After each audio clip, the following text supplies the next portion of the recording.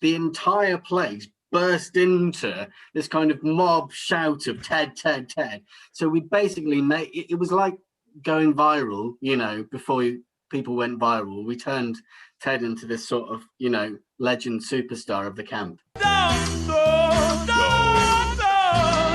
go to the basement. You're listening to the Basement Podcast. It's me, Simon Tuck, and it's Colin Piper. Hello. I love your introductions, Colin. I was listening back to last week, and when we interviewed Tiff, and it was just like, "Hey," and it's like, "What? I mean, what was that?" Actually, Simon. Which time was that, Simon? Because we did that twice. Because Simon, the professional radio guy, forgot to press record. Is that right? It's so bad. It was such a good interview. So good. Not only just us this week, it's Dave Luck is back. Yay! Oh. Dave, I mean, what sound is featured today? I mean, we had Sander. What is this week? It's the beautiful sound of silence. We've actually got a builder who's coming to our house in June, who's literally doing everyone's houses. I was amazed because he was one side, and I was like, I thought you were doing the other side. So Isn't that called a vandal? A what? That doesn't matter. So, so we are luckily lacking in building work this evening, just for we're having a night off. Well, that's good. Let's just say thank you again for the other two podcasts that we've done with you, because they've been really phenomenal. And I think a lot of people have been really moved by what God has said through you, through those particular podcasts. And it's been just brilliant just to hear what is going on. And we're very excited about just hearing again from you tonight. Look, take us back. You were in a camp together with Colin, and this is like the start of what was going to become the bus project, right, Colin? It was actually we. I still rate this as one of the craziest things I've ever done in my life. But we bought this bus, and then we needed to get everyone to camp, so we thought, well, why don't we just fill it up with people and drive all the way to North Wales on a bank holiday Saturday? And that's what we did. It took hours. Dave, were you on that bus? I was on that bus, Bristol to Llandudno.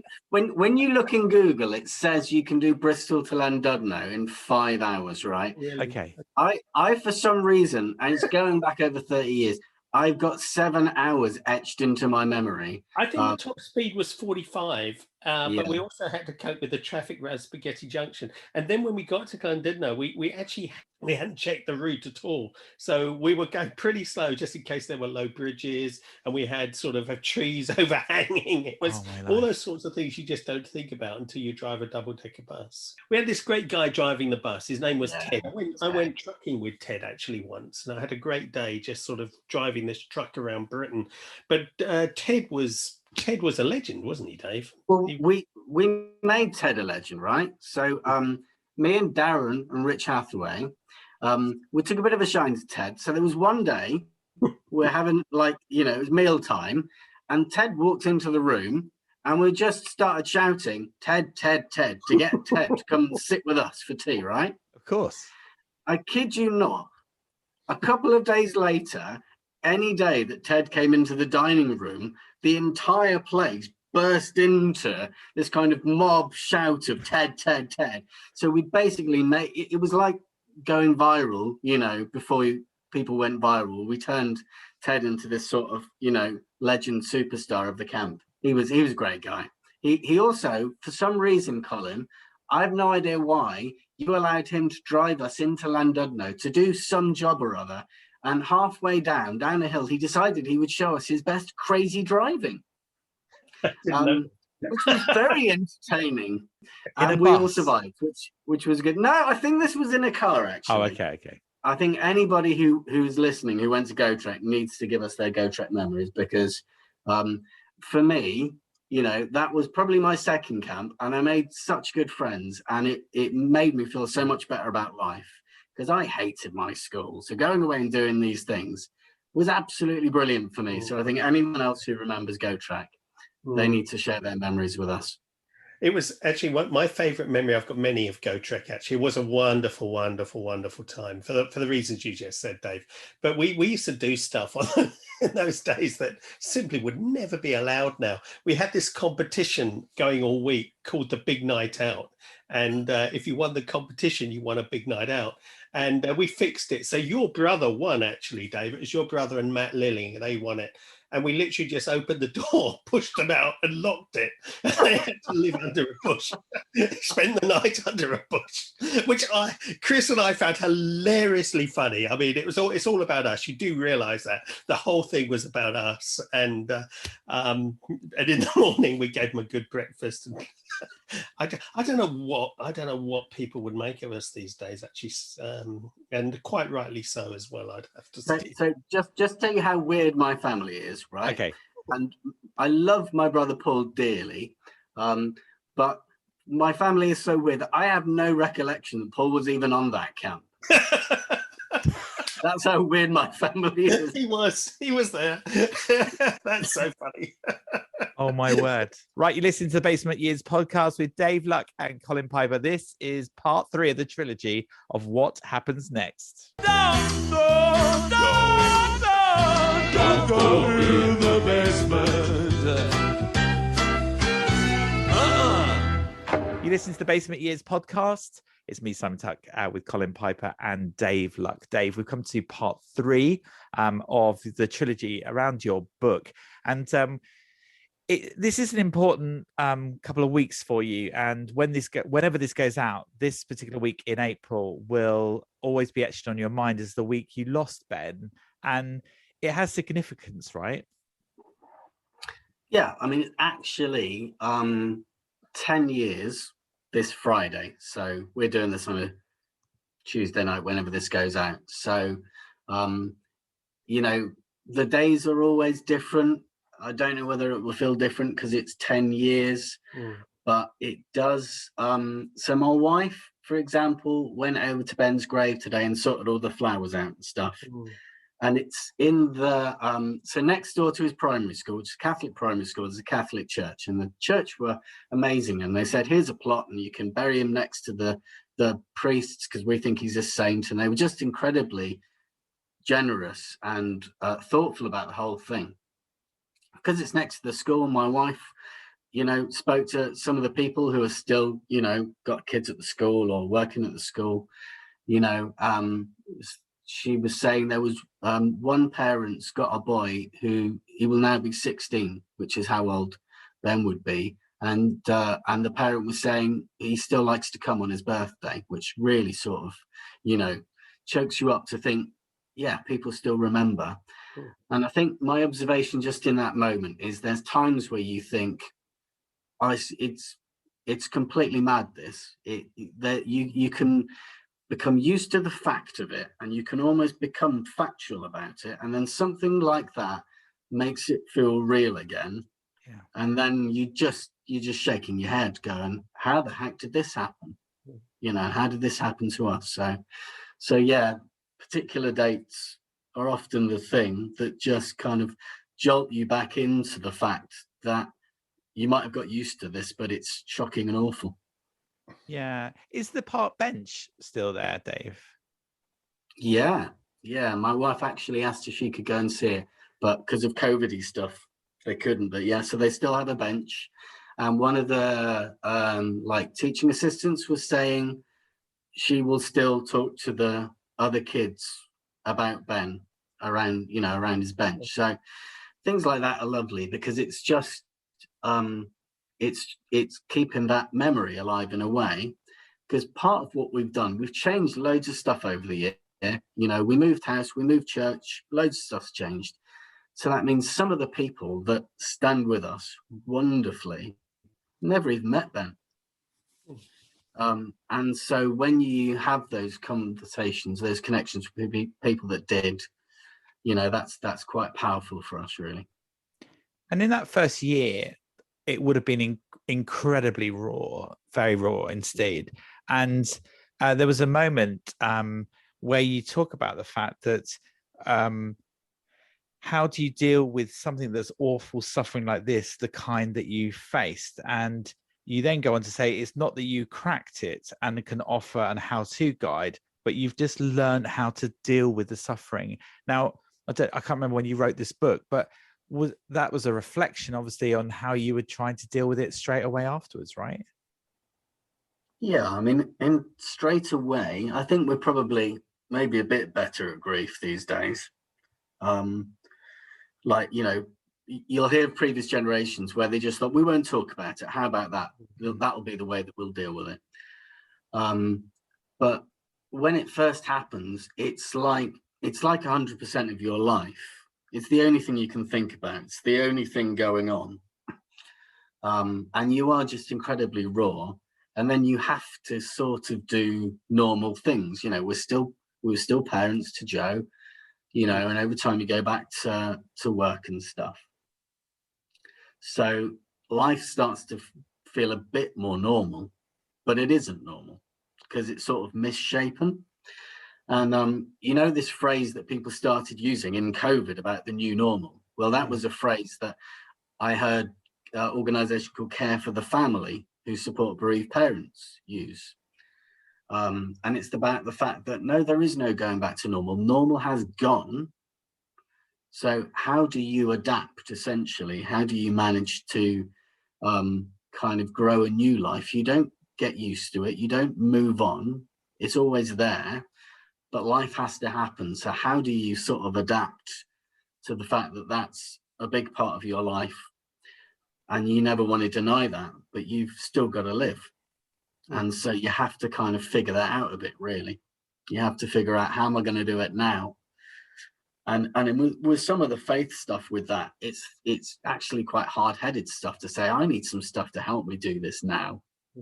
So if somebody wants to have a really abstract theological conversation about God and suffering and the meaning of life, that's fine. Maybe I'll feel like that sometimes, but you know what? I need to get through this, and I need help to do that.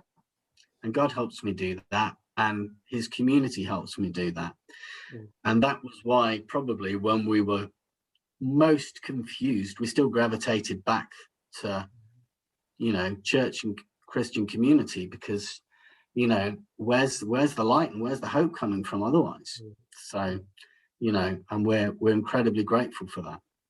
And Colin, you must have come across people that have been in Dave's situation, maybe not even just with the loss of their child, but even with the loss of their parent or the loss of friends or whatever.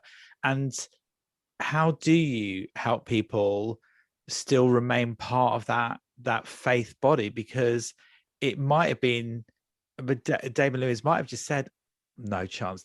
If this is my God of love, why on earth has he put me through all this suffering? And how on earth do I actually, why would I even want to go back to that God of love? Yeah, we're going through a lot at the moment, Simon, with my job now is global. So I'm working with team in places like India and the Philippines and various countries ending in stan. And it's grim. It's really, really grim. But here's the thing, Simon. Actually, the church can get a lot of bad press, and quite rightly so, quite a lot of the time. But actually, there is no community quite like church anywhere on earth.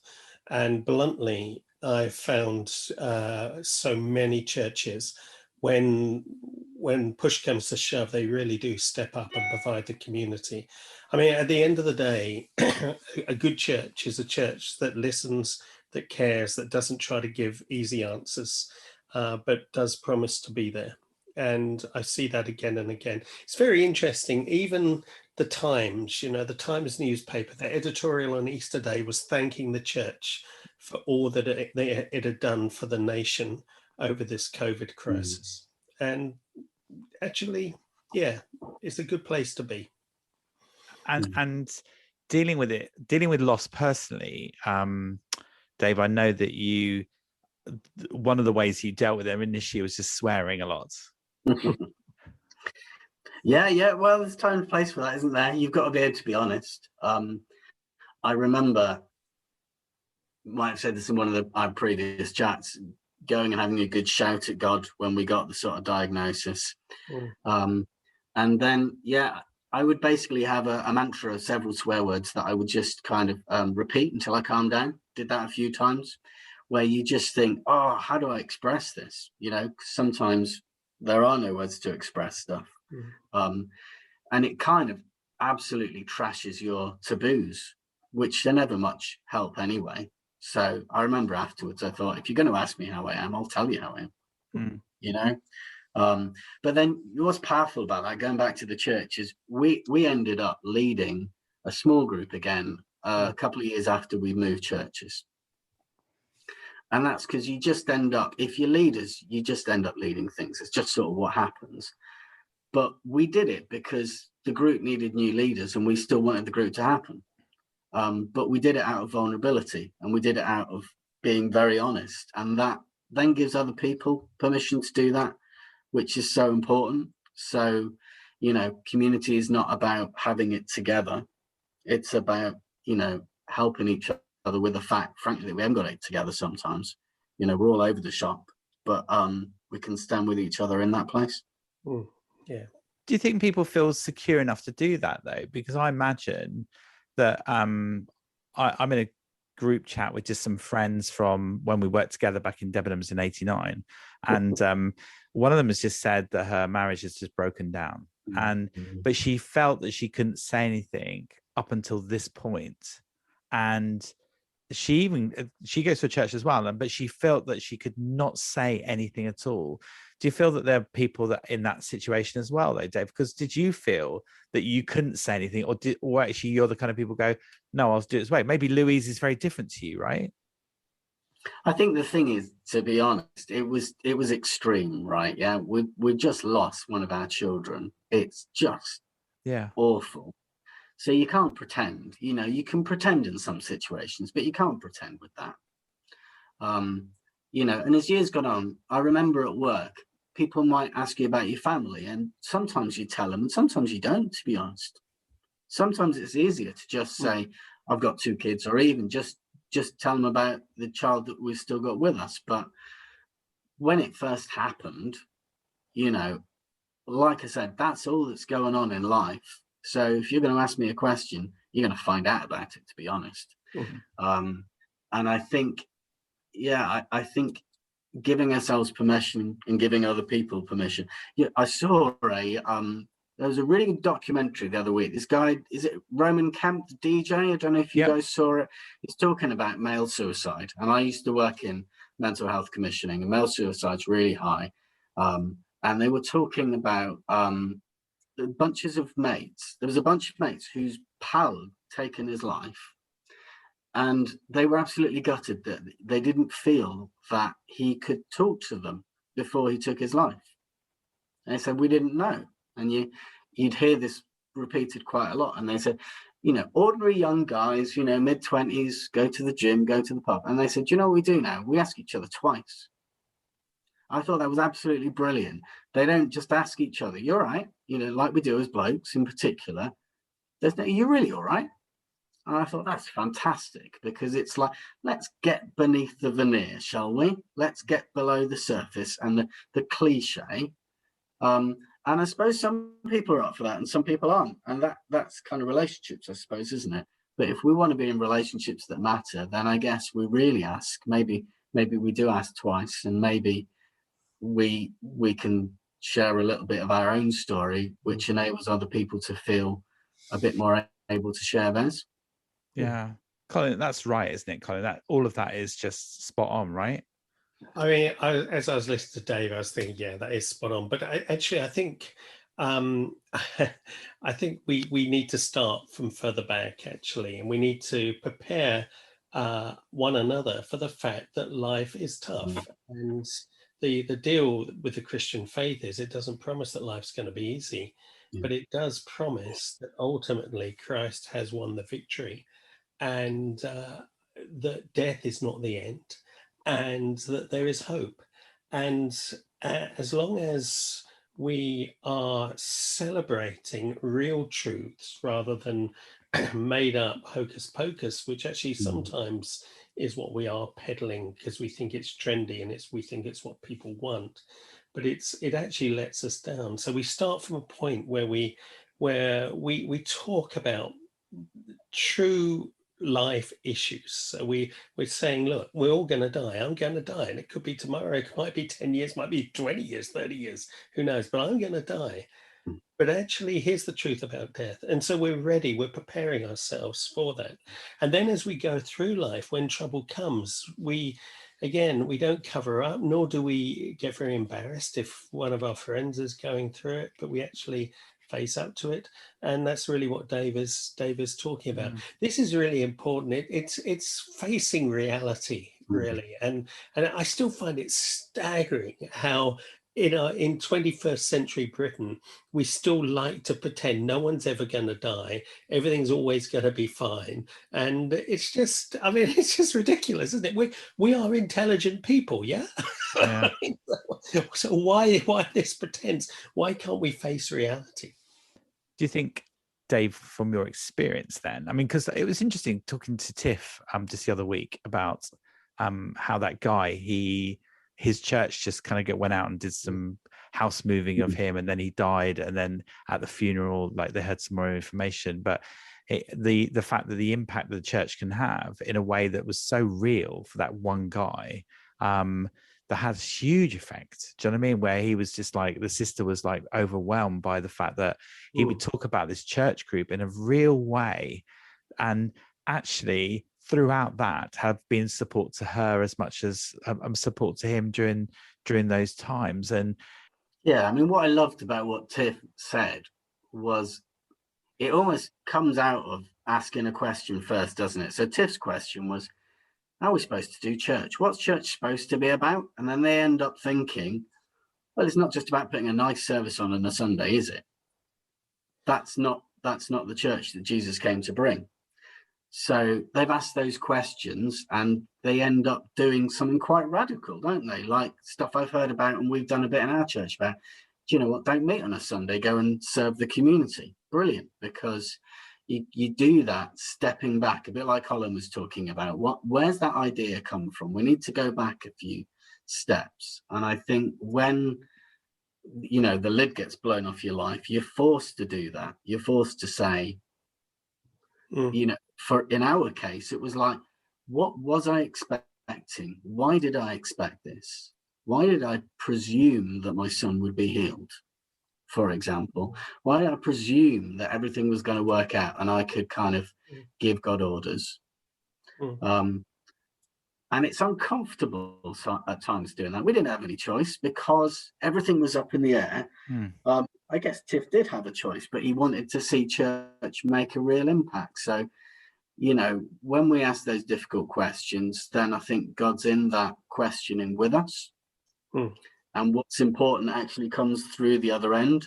And as Colin said, when I was asking the questions of my faith after Ben died, you know, I really felt that God said, well, I'm with you. That's what I promised you. And he showed us that, you know, in a situation where I was 4 weeks from a redundancy and saying, what's going to go on here, God? And he said, I'll be with you. And I thought, really? Is that what you've got? And then you go, wow, actually, God's with me. Doesn't that mean everything's sort of sorted? But he didn't say everything's going to be lovely. Everything's going to be smooth. So I think we ask the questions, we bring God into the questions, and he can do something good with them. Sensibly, we ask them in community rather than thinking we can go our way and fix it all by ourselves. You know, and I think good things come out the other end. I think probably all three of us have learned that life is a lot less smooth than we'd like it to be. I think you learn that the easy way or the hard way, don't you? And then find that when you give that frustration and those questions to God, he's still the best thing on offer by a street, I'd say. Simon, can I butt in? Because actually Dave's made such an important point. I mean, when you say, you know, I was brought up an Anglican, so, you know, we used to say to one another, the Lord be with you and also with you. And it was just a sort of thing you said. But actually, it's such a profound truth. And but you either get it or you don't. And if you don't get it, it's just like Dave said, you summed it up brilliantly. so what? Is that the best you've got? The Lord's going to be with you. But when you got it, when you understand it, you know that is life, and life in all its fullness. Emmanuel, God with us. You can walk through the storm. You can do anything because God is with me. I can face all situations through Christ who strengthens me. And it makes all the sense in the world. The trouble is, it just sounds so twee, doesn't it? It sounds such a cop-out. I can't do anything, but I'm here. I'm here for you. But, but it's nothing like that at all. It's real trust that, Lord, I don't understand this. I don't get this. It all seems crazy to me. But I do know you, and you are love, and you are here with me, and you are Lord of this situation. Therefore, I am going to trust you. And that's where the peace and the hope and everything flows out of that, the presence of God like that. As crazy as it sounds, it's true. So has it actually changed you, Dave, in the last 10 years? Has it actually changed situations that you've come across? Have you just fallen back to the same old, like, that's the way it is, has always been, because it's been ingrained? Or actually, have you actually physically said, no, I'm now going to believe this way of thinking as opposed to previous? I think, if I'm honest, that we stayed in church, but we really stepped back, right? Having been in leadership and having done lots of stuff, and really kind of went, what is this about? And it was really more about God revealing himself. And I think that's what God promises, rather than us trying to figure it out. And I remember picking up this CD, and I think I'd been given it a while before, and I don't know if I'd even played it, by Delirious. And I stuck this on one day, and I think I might have thought, oh, this is me being prepared to think about God a bit more. And there was this song about love finding a way, and it kind of really hit me, because it was like, the onus then is on God to do something. Love will find a way to break through. That's the lyrics. And we sing a song in church about, even if I don't see it, you're working. And it's the idea that whether we get it, whether we sense it, whether we even believe it, I think God is still working. And so you then have to come back to him and his grace, part of which is our lack of control, part of which is realizing it's not smooth and it's not predictable. That was never the deal. But he's there, and he's still at work, and he's faithful, and we have seen that in very practical ways. But I hope we've ended up with a more honest, authentic faith that's then more used to other people, because it's not me saying, let me just explain all of this to you. Let me just give you how to live life in 3 steps.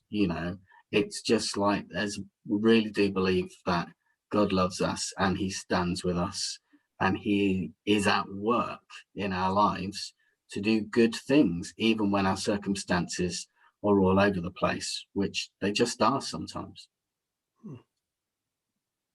So if you were to give, like, top tip is the wrong word, but someone's going through a situation right now, listening to this, and maybe an elderly parent, or even, a friend or whatever, is either close to death or has died, and they're struggling, or they've struggled with the way things have happened. What would you say? I think I would tell them that they can be completely honest with God, because the Bible is full of people being completely honest with God. And I would hope that there's some people they could share that part of the journey with, because I don't think we're designed to live life by ourselves. So, I work for a council, and sometimes council says things like, they talk about social care, and they go, our aim is for people to be independent. And I think, is it? That's rubbish. Our lives are not supposed to be lived in isolation. So I think I would desperately hope that if people are going through something right now, there are people that they can just ask to stand with them in that. But I think they can be completely honest with all their fears and all their anger with God. I think he's big enough to take that and carry them through, and it can be a bit of a cliche, but you know, sometimes you hold on in the storm, don't you, and you wait for it to pass, and there's no easy way. And if we lose somebody, it hurts because they matter. And so let's not pretend otherwise. Let's not pretend that anything anyone can say is going to make that feel okay. But it's better if we're not in that place by ourselves. And we were incredibly blessed in the years after Ben died, sometimes with people that would just be good mates. We didn't necessarily need to be talking about it. They'd just be good mates. We had these crazy Australian friends for a couple of years who just would come and invite us to share life with them and have a lot of fun. You know, that was something that we needed to do. So yeah, I hope that if people are in a tough place, they can pour it out to God, but also they can share it with people around them. This is a poem that Dave, you wrote, and you came from a place where you realized that they were all saying the same thing when you wrote lots of poems about Ben. How can you be gone? And this is loss. A room full of toys, a house full of photos, a head full of memories, a soul full of pain. Why aren't you here? Your smile, your contented face, your joyful laugh, your presence in the back seat, your hand on the journey to school, so much missing, a crater to navigate, the loss that never ends. Dave, we stand with you with the loss of yours, because your loss is our loss, and we are working this through together. Bless you. Thank you. Don't go to the